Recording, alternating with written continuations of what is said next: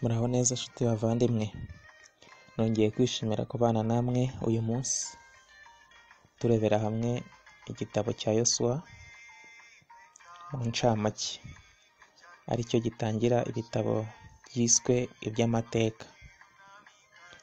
Nyuma yo gupfa kwa Mose, Imana yashyize Yosuwa mu cyimbo cye. Yosuwa yayoboye Abisirayeli kujya mu gihugu cy'isezerano. Hasozwa isezerano Imana yari yarabasezeranije mu binyejana byatambutse. Nk'uko agakiza katari ako kutuvana ikuzimu gusa, ahubwo katujyana no mu ijuru, bityo n'umugambi w'Imana kuri Isirayeli ntiwari ukuvana mu Egiputa gusa, ahubwo kwari ukubajyana muri Kanani. Ijambo nyamukuru ni ugufata igihugu. Imana yari yarakibahaye, icyari gisigaye kwari ukugifata. Ikibabaje ni uko kubera kutumvira kwabo byatumye batakijyamo bose. Yosuwa ubwe yigeze kuba umugaba w'ingabo yungirije Mose, hamwe na Kalebu, umwe mu batasi wizeye ko Isirayeli izatsinda igihugu cy'isezerano. Igitangaje ni uko ari we na Kalebu bo bavanye muri Egiputa bashoboye kwambuka bagera i Kanani.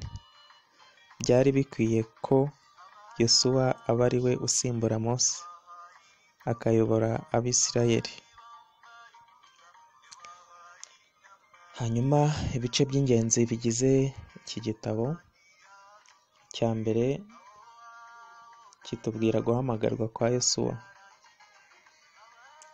Imana imuhamagarira kuyikorera, imubwira gukomera no gushikama.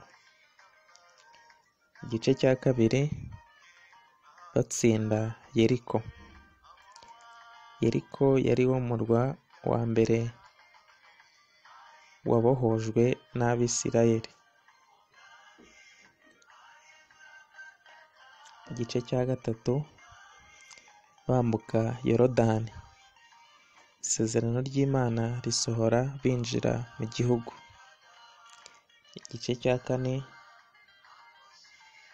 bagabagabana igihugu. Buri muryango wahawe umugabane. Igice cya gatanu,